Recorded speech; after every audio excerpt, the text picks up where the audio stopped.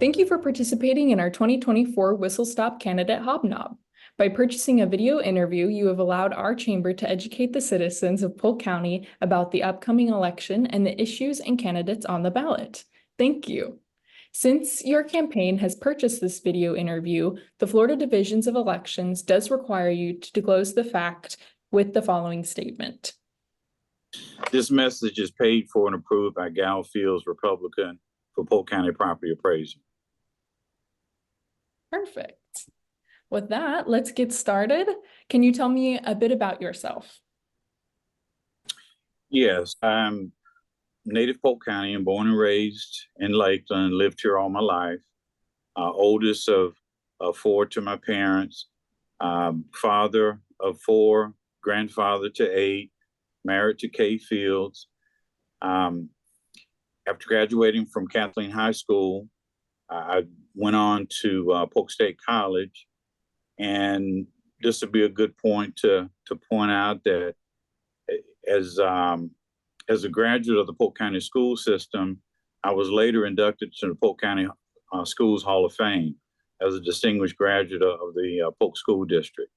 Also, as a graduate of Polk State College, I enjoyed the honor of being recognized as a distinguished alumni of Polk State College. Also received the benefit of receiving a gubernatorial appointment to be the first graduate of Polk State College to serve on its district board of trustees, and later chaired the board, and then later came back and was on the foundation board and was the chair of the foundation board as well. After graduating from Polk State College, I went on to the University of South Florida, received my bachelor's degree in marketing. After going to work for Campbell Soup Company, they owned a subsidiary called Juice Bowl Products here in Lakeland at the time.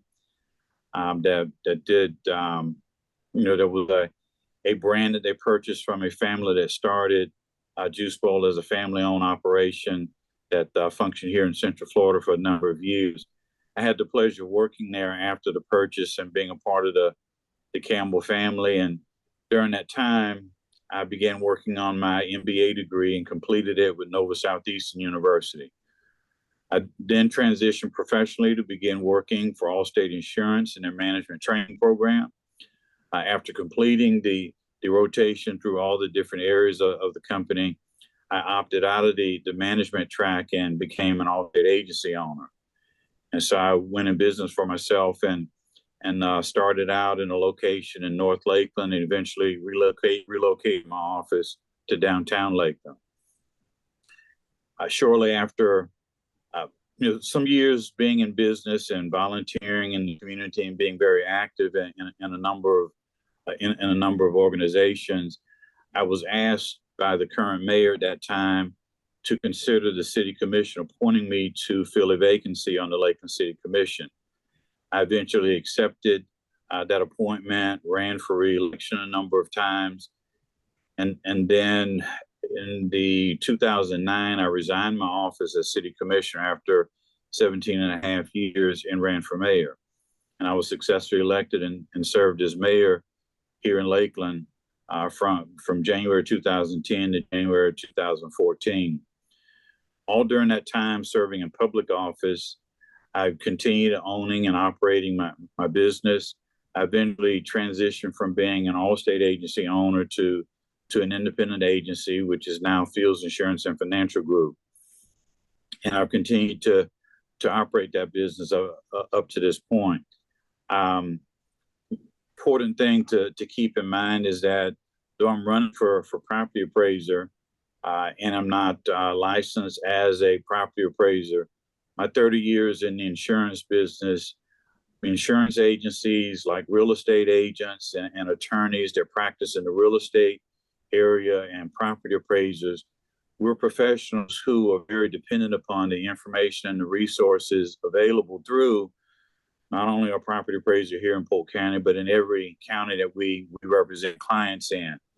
And so our business will be considered a super user of the property appraisers work product that they put out. Also, being an elected official, elected officials of local government are very dependent upon the work product of the property appraiser's office as well, because of the budgets that have to be set that are based on the taxes that are coming in, and the appropriate way to expend those dollars.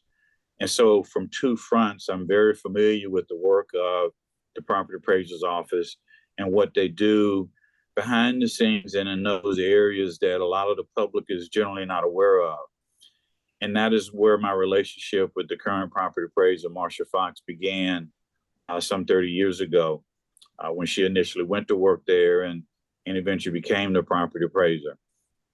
I've watched how the office and the way they made their data and information and resources available to professionals and to the public was not one of the best in the state at the time when she began, but she corrected that, and they have been a model for the rest of the state to look to on the value of the resources that they make available, the ease of access. And so there are some things that yes, in conversations with her that I've had that I will look to make some improvements on. But it was important to point out that both as an elected official and a business owner, I have quite a bit of experience interacting with the office and the resources that they make available to the public. So I have a great deal of knowledge of what they do and how important and valuable it is. Now, I've also had the opportunity of being appointed by several governors to serve in volunteer capacity in a variety of positions throughout the Central Florida area. And then also during my time as mayor, other mayors around the state saw fit to elevate me to serving on the Florida League of Mayors Board and eventually being president of the Florida League of Mayors. And so that was just a testament to their understanding my commitment to leadership and service and making sure that we do things to make life better for all of our citizens and for those that are coming in the next generation behind us. Perfect. My next question is, what is the biggest opportunity for your district if in this next legislative session? Well, the office is not a district. It is countywide. It is countywide, right? Yeah. I think the biggest opportunity lies in helping those aspiring property owners and relatively new property owners to better understand the resources available to them through the property appraiser's office, making sure people take full advantage of the benefits that are available to them as a property owner. We have some people who think that if they have their homestead exemption, but maybe they're now a widow or widower, that they have to give up one exemption to be able to take advantage of another. And so demystifying that for people who are not as sophisticated of a property owner will be an important thing to do. To build on the previous work that's been done and try to be a little more creative in helping to reach more people to make sure they take full advantage of the of everything that's available to them as a property owner, and the exemptions that are available to them. I'll also look to make some improvements in how we make sure we're working with the local governments. One of the things that the property appraiser's office has that's real important is that they're serving individual property owners, sophisticated real estate investors, agricultural interests, large industrial operations that pay taxes on their tangible property as well as on the real property. And so there's a wide variety of stakeholders that receive service from the office, in addition to the local governments, whether it's the Board of County Commissioners, the school board, all 17 of our municipalities, and the other entities that have responsibilities for how they utilize taxpayer resources. We serve, the office would serve as an advisor to them. I'll look for ways to strengthen those relationships and making sure that we're providing to them, not just required by law in any one year, but also making the office available to provide to them projections going 4 to 5 years out so that they can take a look at making longer term decisions and letting what their decision they're making in the current fiscal year be guided by what's to come and what they'll have responsibility for. Right now, we're going through an extremely high period of growth.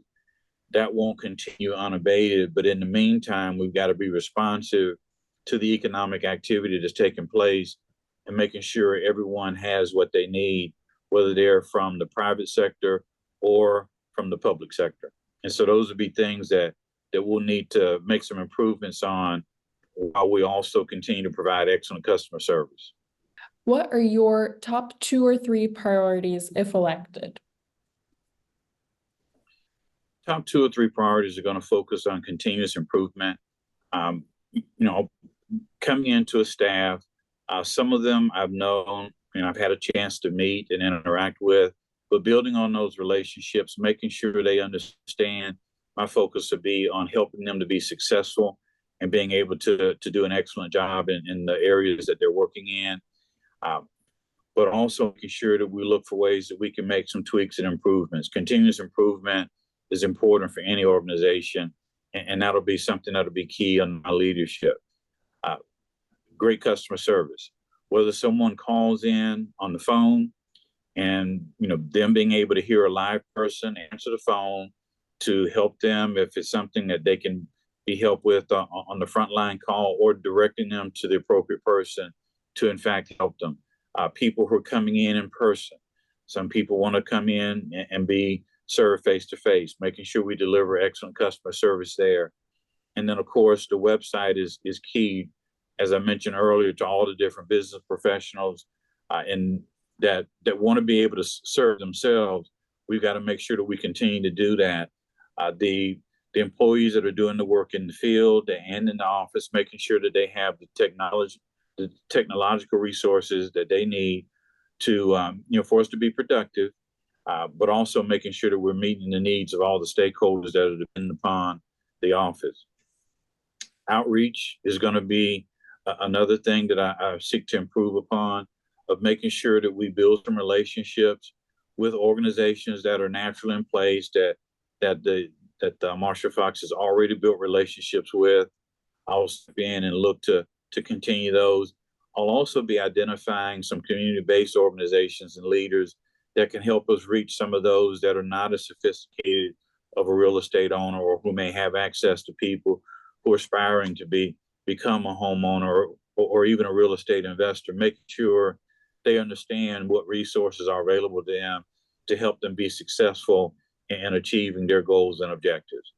And then lastly, we've got to make sure that we take care of the talent pipeline within the office, making sure that we have the positions that need to be staffed appropriately, and then cross-train where we need to, and making sure that everyone has what they need internally to be successful serving the people that we're responsible for serving.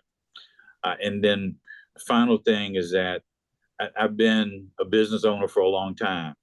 I've developed advocacy skills in representing my clients over the years. And I did the same thing as an elected official. And even before I was an elected official, advocating for the interests of people and making sure that their government was responsive to them.